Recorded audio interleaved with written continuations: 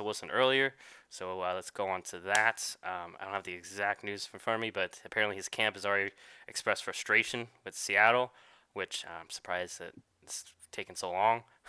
But yeah, no real surprises there. But just want to get your first or just your thoughts in regard to that situation. We've seen, I think, a couple of years ago. I think that when they're having the contract negotiations, I think Russell Wilson even went to as far as like show up to spring training for the Yankees. So both sides have shown have there's always been a little bit of tension there. But what are your thoughts in regards to Russell Wilson? Then we'll get to some of the other quarterbacks.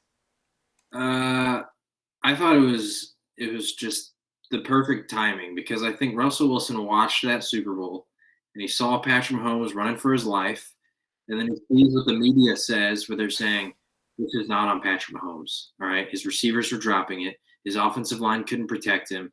Like Mahomes played a great game, and we're going to blame everybody else. Which there's some truth to that, but also, I mean, I think Mahomes himself wouldn't blame the rest of his team. I think that he would take some of it as well. Um, but I think Russell Wilson's sitting there and he's thinking, I haven't had a good offensive line my entire career. I haven't really had the most consistent run game since Marshawn Lynch retired. My receivers throughout my career were, we had some good ones, but until, DK Metcalf and Tyler Lockett, there was some inconsistency there. And now at this point in his career, the defense is pretty terrible. So I think Russell Wilson's sitting there and he's watching this and he's thinking about his own career and he's thinking, I get so much blame for Seattle and the success and all this kind of stuff. And he I can't remember who was interviewing, it's, somebody on ESPN, and they asked him about GM decisions and the quarterback's involvement. And he was like, well, it depends on who the quarterback is, which I would agree with. I mean, if it's Tom Brady, obviously the team is going to listen to what he has to say because he's at the end of his career. All he cares about is winning championships. And he's been there, done that. So, you're going to listen to him. And he's got a lot of money in the Theoretically, bank, so sorry. yeah, theoretically, with Aaron Rodgers, with Drew Brees, with Big Ben, all these kind of veteran quarterbacks that are in a similar position, teams should also be listening to them. Now, I don't know if that happens for a lot of them. For the Saints, it kind of feels like Sean Payton and Drew Brees are just they think similarly, so Drew Brees doesn't necessarily have to say those things. For Big Ben, I have no clue. Big Ben just I don't know if he says anything to the team. For Aaron Rodgers, it seems pretty clear that maybe they don't necessarily fully listen to him or even consult him, which I don't know if he necessarily wants that, but I don't think Aaron Rodgers would say draft my successor in the first round. Um, so they asked him that question. He said it depends on who you ask, and then the interviewer got really direct with him, and he was like, "Are you involved in those decisions?" And he gave this long-winded answer saying that basically not really. He's not involved in that kind of stuff. And then he was like, "Well, do you want to be involved in those decisions?" And he said, "I would like that conversation to be had more often. I would like to be involved in those kind of decisions." Um, and so he basically said, "I want to be involved in who we add to our team, and I'm frustrated with the lack of protection that I've received over my career. Because if you look at the stats, Russell Wilson, the amount of times he's been hit, sacked, all these kind of things, is pretty ridiculous. It's he's one of the top in the entire league since he's been drafted, and that's on top of the fact that he's evading pressure, he's running around making throws that if that was a Tom Brady or if that was a Drew Brees who are not mobile, that's a sack. So yeah, I mean, I agree with everything Russell Wilson said. I don't think that he's asking for a trade. All these reports are coming out that teams are calling about Russell Wilson, and the Seahawks are adamant we do not want to get rid of him. They also asked him on the interview, "Are you available?" And he said, "I don't know. That's a Seahawks question. Like, don't ask me that." So I don't think that he wants to leave Seattle. I think that he just wants to put a little more pressure on them right now because I think he's starting to realize he's at a point in his career where it's, hey, we need to compete now because I've only got maybe 5, 6, whatever amount of years left where I'm going to be playing at this level, and I don't want to end up like one of these other veteran quarterbacks who is maybe not involved in these decision making processes and they're not making certain progress with the team that they want to see. So I thought it was a smart move by Russell. Once again, I think he's just putting pressure on upper management because he wants to win. And I think they should listen to him because, I mean, as we've seen with the whole Deshaun Watson situation, they didn't listen to him, and now he's pissed. And I mean, who knows if Russell Wilson a year or two from now it's the same old. They're not listening to him. They're not building an offensive line. They're not getting him a lot of help, and Seattle's not improving. Maybe he does demand a trade, and that's just not a situation that any team wants to be put in with their franchise quarterback who is so beloved by the fans. So yeah, I mean, it'll be an interesting situation to see how they respond. I think what we're going to see out of Seattle is similar to like the Milwaukee Bucks in the NBA with Giannis. They're just going to be a little more aggressive and try to say, all right, we're serious about contending now. We're going to stop messing around with this offensive line and just signing random cheap free agents to protect you. Yeah, sorry. And I do agree with you. I don't think Seattle will be moving him. So yeah, that was my initial thoughts. I just think, yeah, I think similar to what you're saying, I feel like he's definitely frustrated. I mean, I'm trying to pull up their draft for recent years, but I remember especially their first round picks have not been great. I mean, last year was linebacker Jordan Brooks once again defense, and he didn't really play much. And then the year before that, if it wasn't for DK Metcalf, in the third round, I mean, the first Second, I think. or second, or end of the second, Yeah. regardless, first round pick was LJ Collier. Granted, he was injured, but still not much production. The year before that was Rashad Penny, which some considered a reach in the first round. I remember that. And once again, he was injured his first. Grant they didn't foresee the injury, but they already had Chris Carson. And yeah, so I think that's maybe where Russell's, like you mentioned, his frustration is. And yeah, I think just better signing. And I think the main thing though, I think Russell's also knowing, especially with Matthew Stafford in the division, that yeah, they really can't mess up any draft picks or signings here going forward. Because I mean, yeah, this is a wide open division. You still have Tampa Bay. You still have teams like Green Bay, and then I mean, Tampa Bay's division is still tough too, outside of really maybe Atlanta, but who knows? And then yeah, I mean the NFC East. I mean Dallas could easily be right back there, Washington football team. So it's a very tough division, but regardless, within his own division, it's gonna be crazy to begin with. So I think yeah, I think that applies to that. And I think what you kind of mentioned too, not really winning because in the early years they had a good defense. It wasn't too much on Russell. Now it's all on Russell. Like we saw first 8 weeks of the season they were doing great, but then like DK Metcalf he even said himself on the I Am Athlete podcast, he said teams figured out what we were doing, we didn't adjust, and you have to keep adjusting. You have to keep putting wrinkles into your schemes, or else like what we saw happened. And as great as Russell Wilson is, like we said earlier, it's a team game. And as great as Russell Wilson, DK Metcalf, and Tyler Lockett are, take those guys out. It's it there wasn't much to be much. He didn't have much help schematically. I know the run game. They have good running backs, just wasn't there this year. So we'll see what happens with Seattle. I do think I'm not sure the cap situation, but maybe they do go get an offensive lineman. I'm not sure. I haven't looked at the free agent class. They don't have their first round draft picks though, but that may be a good thing for them. Like I mentioned, they've been missing on first round draft picks. They're really good at hitting on the later draft picks. So maybe they're just the fact that they got rid of them for Jamal Adams is a good thing. So we'll see what happens for Seattle there. I do want to hit quickly on Watson before we go to Wentz. I know obviously he wants out obviously, and Houston's trying to say they want to keep him. I think Houston, this is my opinion. I think the only reason Houston's saying that they want to keep him is so they don't lose value. Because as teams, I'm assuming they're getting calls. The moment that you say, okay, we're willing to trade him, and the fact that he's already said he wants out, you've lost a lot of leverage because everyone knows that he's probably going to hold out or not play. So Houston has to get rid of him eventually. It's just a matter of when and for what. But that leads over to Carson Wentz. I think it was Adam Schefter that said he would be. It was I forgot ESPN, but they said he should be traded within the week. And then I saw another thing where Philly's trying to get a Matt Stafford like deal. And I just want to say my opinion quick. I don't think they're gonna get a Matt Stafford like deal for Wentz. Bigger No. contract, less of a consistent track record, and the fact that Injuries. injuries very key thing. And Eagles already have Jalen Hurts, so once again you lose leverage because they're like okay because the Eagles aren't gonna pay $40 million for a backup quarterback, or they're gonna have a situation regardless. So I don't think they're gonna get that much of a deal. But what are your thoughts in regards to Carson Wentz and that whole situation? I mean, my stance has not changed since the regular season. I think it's just such an awkward situation because I don't think the reports of Wentz saying I want out if I'm not the starter. I don't think that's false. I don't think that's BS. I think Wentz he truly knows his value. And I agree with him. He's a starting quarterback in this league. In the right offense, with Frank Reich that one year they went to the Super Bowl. He looked like he was an MVP. I mean, just flat out. I think he was the front runner. It was between him and Deshaun Watson at that point before both of them got hurt.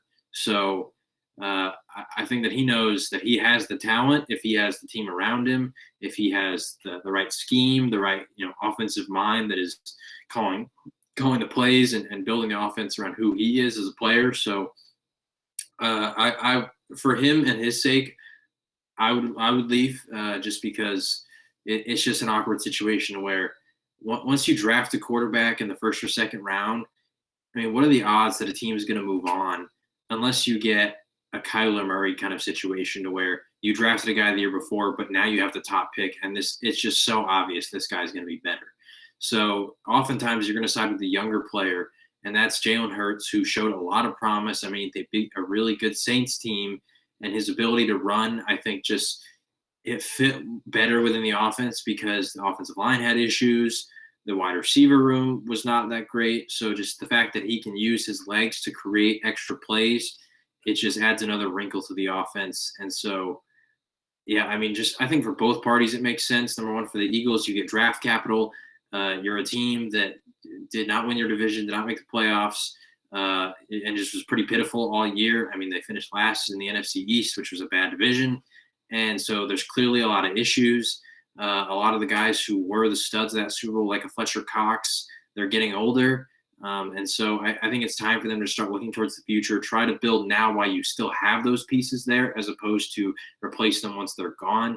So just get you some draft picks. I don't think they're going to get a Stafford package, but I think they could pull off a first round pick for sure, along with some other stuff.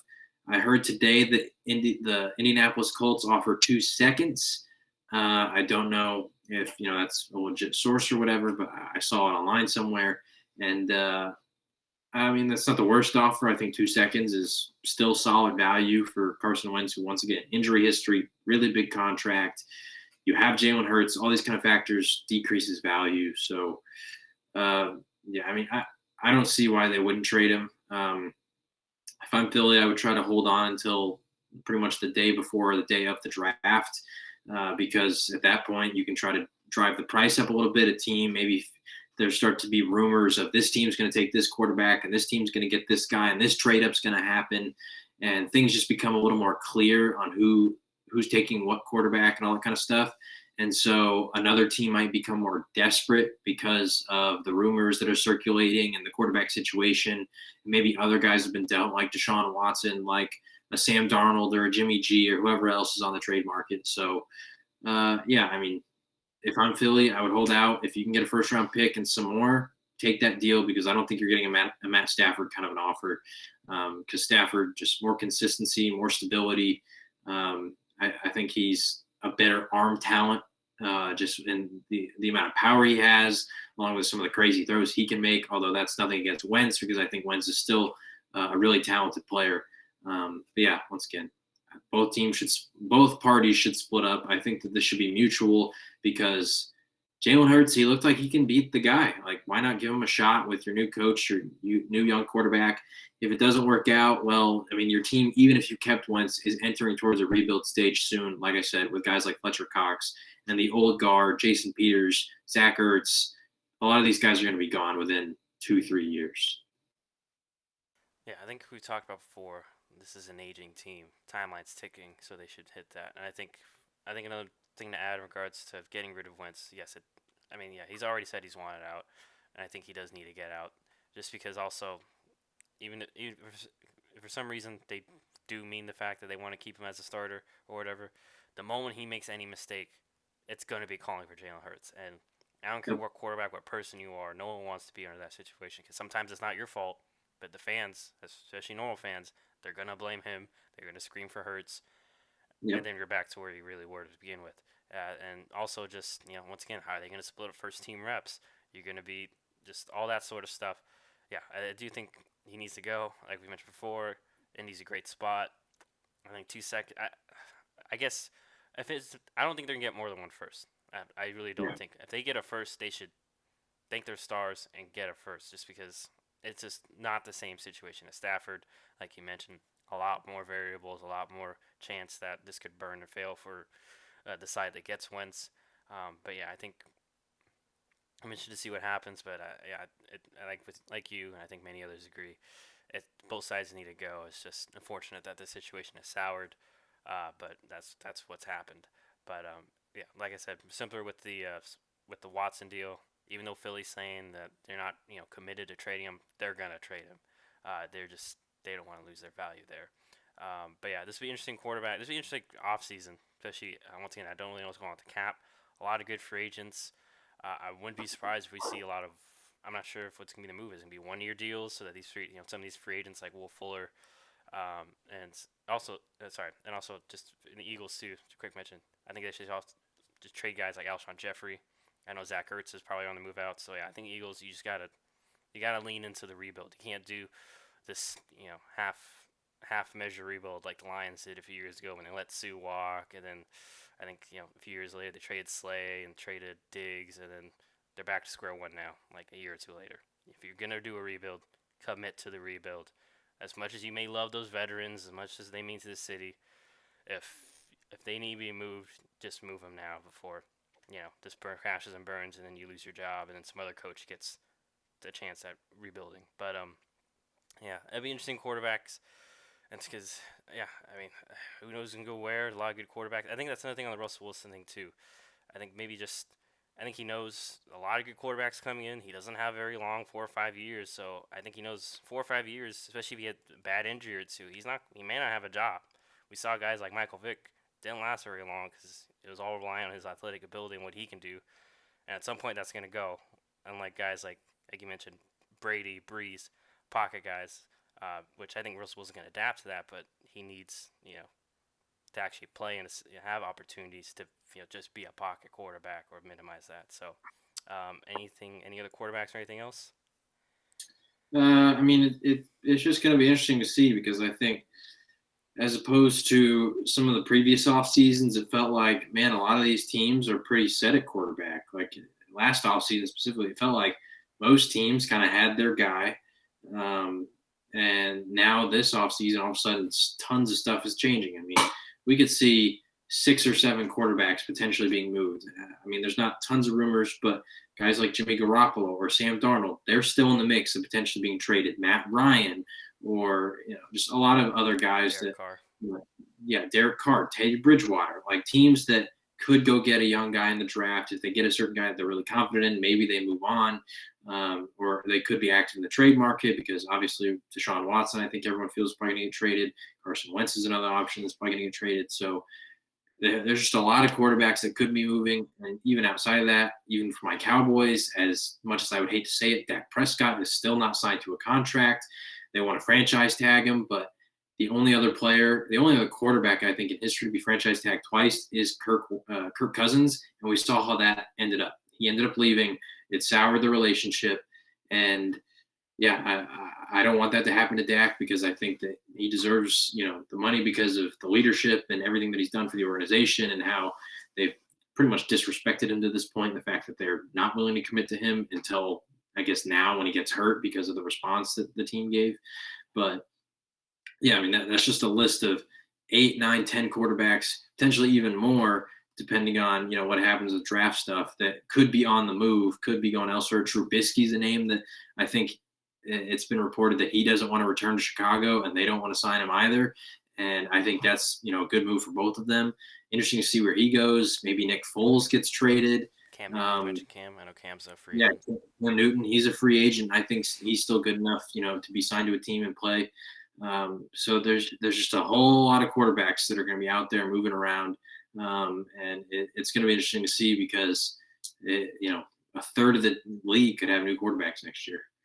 Yeah, I think this is amplifies. Like I mentioned, there's just so many good quarterbacks now. I think we're getting to a point, kind of like wide receivers. Like it's so hard to make a top 10 wide receiver list because you're like, man, like there's a bunch of other top 10 caliber wide receivers that I'm gonna leave off. There's like 20, 25 top really good receivers. I think we're getting into that with quarterbacks. Well, yes, there is an upper tier. Mahomes. I would maybe put Allen there, but Mahomes, Allen, maybe Brady, Rodgers, those type of guys, Wilson, and then but still a lot of really good, I would say, franchise quarterbacks, or at least starting level quarterbacks we're seeing, and there's only more coming in with. Heck, I mean, once again, I'm still I haven't finished watching it. But I mean, I can tell you. I mean, obviously Trevor Lawrence is probably going to be a starter for a while. I like Zach Wilson. I mean, we're hearing Justin Fields, Mac Jones, or the kid Trey Lance, like five quarterbacks that could easily be in a position to be drafted and be the guy already. On top of, like you just mentioned, a lot of free agents. So yeah, and I think no combine. It'll be interesting more because more interesting because that's usually when teams talk off the books. They, especially with scouts, and they do because we always see the free agency as soon as free agent starts at 12. Oh, they got a deal done. That deal is not done at 12. Okay, that deal was done beforehand. It just became official at 12. So especially those trades too, because I mean, granted we hear trades get announced beforehand, but they don't become official then. So yeah, I'd be interested to see if that hampers the trading or makes trading more likely, and maybe the deals are more one-sided, because they're not, face-to-face talking, and one team feels the pressure to, because they don't know if they're going to get this free agent, because once again they haven't met with this free agent off the books, so and all the cap. So I'm interested to I see mean, how. Go ahead. think about last year in the draft, how long before we saw a trade? I mean, I think that was the first time in a long time that not a single pick in the top 10 was traded, which was kind of crazy. But I think COVID potentially plays a factor in that because, like you said, it affects the combine. It affects a lot of these places where these teams are talking behind closed doors. Also the NBA too. I remember I did the perfect picks because usually the NBA, like especially after the heck, I would say the first 10, 12. I feel like half those picks are always traded or something like that. Yep. And I got that horribly wrong. I think only like one or two was. I picked like five for the Bleacher Report perfect pick things, and that was the only one I got wrong. I was pretty upset about that. But yeah, I think that'll wrap it up for now. I mean, season's officially over. It's 20 or and now we're gonna head into the off season. Probably take a we'll probably at least a week break. I will see unless anything crazy happens. We'll probably bounce back for football. Basketball, we'll probably do the episode tomorrow and have that up by tomorrow, which is Friday, because today's Thursday, we're doing this over Saturday. Regardless, this will be up by then. But you can still hit us up with questions, whether you're watching us on YouTube or on our socials. As once again, John made at Shut Up and Ball Pod, which is Instagram. Our Twitter is just at Shut Up and Ball, but Instagram's a more popular one. I think we have a Facebook page over on John. Thank you. And obviously YouTube, you can leave comments such like that. But other than that, it's gonna wrap it up. Anything else you'd like to mention, John? It like I said at the beginning, it sucks that football season's over. I always feel this just empty pit in my stomach every time because as much as I love, the draft process and free agency and all that kind of stuff, and just sitting there refreshing Twitter over and over when there's a trade rumor that the Cowboys are involved in that never ends up happening. As much as I love all that stuff, it definitely sucks when there's no football being played. Yeah, I will say maybe we can dub this. This is official, like just Adam Schefter season, where like a free Yep. agency, it's just going to be what Schefter breaking the news, trades, and then obviously This is the draft. time when on Twitter you turn on the notifications for Adam Schefter. Yeah, but then man, we think it's hard now. What hits me is after the draft, because after the draft we don't get anything for a few months. Granted, we have Yeah. basketball, but then basketball, we'll see what happens with that.